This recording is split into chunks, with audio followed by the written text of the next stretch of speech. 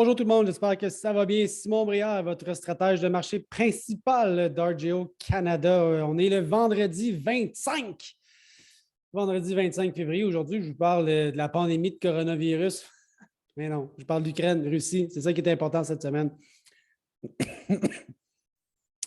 Je commence, OK, Ukraine. OK, évidemment. À moins que vous avez habité en dessous d'une roche cette semaine, vous avez vu que l'Ukraine s'est fait envahir par la Russie. Et je vous explique un peu, ma vision des choses. Je vous le dis, c'est une situation qui évolue d'heure en heure. Aujourd'hui, on est vendredi 3 heures. Peut-être qu'on va se reparler dans 2 jours, 3 jours, une semaine, puis on va être ailleurs. Mais enfin, je commence un peu à vous donner de l'information, une petite analyse à chaud. OK, je regarde les indices boursiers S&P 500. On était déjà un peu en une bande descendante avec l'augmentation de l'inflation, l'augmentation des taux d'intérêt, certaines pénuries, un petit peu plus de difficultés au niveau économique. On était sur une pente descendante. Ça s'est accéléré avec le conflit et ça a commencé à remonter. Ça s'est fait en 2 temps. Le premier, le choc. Okay, la Russie rentre à coups de missiles, d'obus. C'était très, très fort.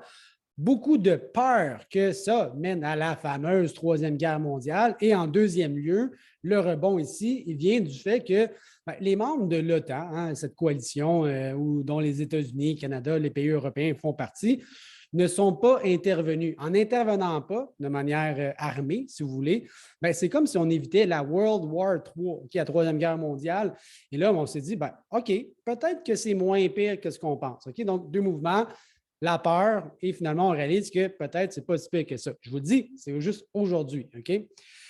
Donc, le marché a réagi un peu de la même manière au niveau du pétrole, par exemple. On était déjà en tendance haussière, ça s'est accéléré, plus de peur que de mal. On revient un peu à la case départ. Même chose pour le blé. On sait que l'Ukraine, la Russie en produisent beaucoup. Non seulement ils en produisent, mais ils en exportent beaucoup. Donc, les marchés internationaux ont besoin de ce stock-là. Donc, même principe, accélération, on a même touché des limites. Finalement, plus de peur que de mal, on revient. Okay? Donc, ça a été vraiment en 2 mouvements. La peur et ensuite, on réalise que c'est peut-être moins pire.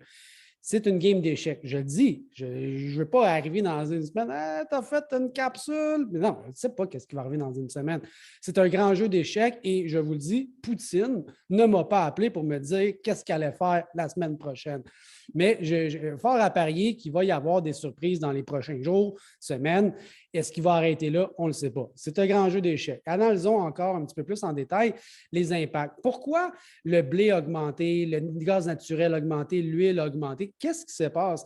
En réalité, du jour au lendemain, le blé n'a pas disparu. Donc, si le prix a augmenté, ce n'est pas que les champs ont été bombardés. Simplement, ici, je regarde le port d'Odessa ou un peu ici là, en Russie.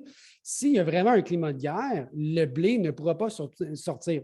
C'est beaucoup plus une question de logistique, de transporter le blé là où il est, vers là où il est nécessaire. OK? Parce que même si le blé il est abondant, s'il n'est pas accessible, c'est comme s'il n'existait pas. OK? Donc, ce qui va avoir eu comme impact, c'est-à-dire si je n'ai plus le blé ukrainien ou je n'ai plus le blé russe, où est-ce que je vais le prendre de bord? OK?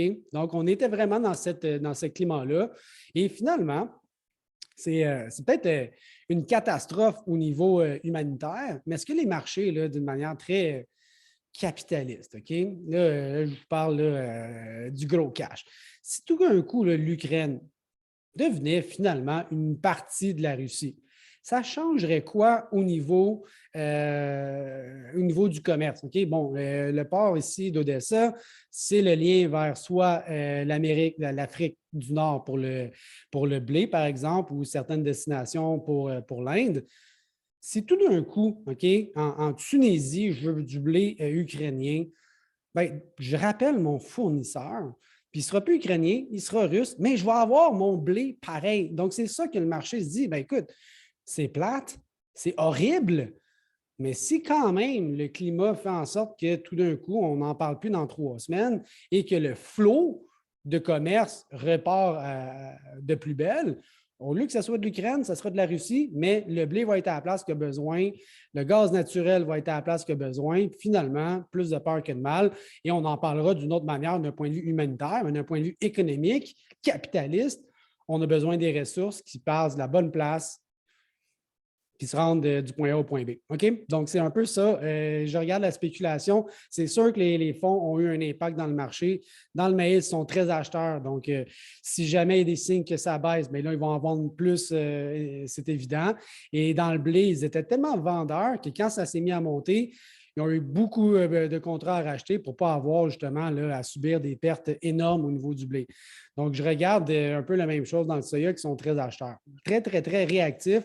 Quand on a des positions très comme très acheteurs ou très vendeurs, ça fait que le marché est un petit peu plus nerveux, un petit peu plus volatile. Graphiquement, je regarde le maïs récolte, on voit ici une grosse clé de renversement. Je traverse mes moyennes mobiles. Les tendances sont encore positives, mais d'un point de vue technique, on en a eu quand même là, des moments où ça a baissé. Celle-là est un point quand même assez important où on fait un nouveau haut, fermeture en baisse, c'est quand même assez important. J'ai le même principe au niveau du soya récolte, marché haussier, fermeture en baisse. Donc, si on attendait un point de vue technique, moyenne mobile, MACD croise, j'ai quand même des signaux assez négatifs. Faites attention, c'est l'analyse technique. Peut-être que ça va continuer d'augmenter, mais ça ici, c'est des signes que je regarde. Blé fourragé, un peu la même chose. Fermeture en baisse aujourd'hui avec un marché qui est très haussier. Mon MACD n'a pas encore croisé, par exemple. Et dans mon Linoc de juin, j'ai un croisement de mon MACD, un nouveau haut, fermeture en baisse. Donc, j'ai une analyse technique là, assez négative actuellement. Faites attention. Dollar canadien, très bien supporté aux alentours du 77,5. On reste dans cette formation de triangle avant d'avoir un mouvement haussier ou baissier sur une base technique. Donc, j'espère que ce n'était pas trop long, pas trop plate. Et puis, ben, on se dit à la prochaine. Les amis, au revoir. Bye.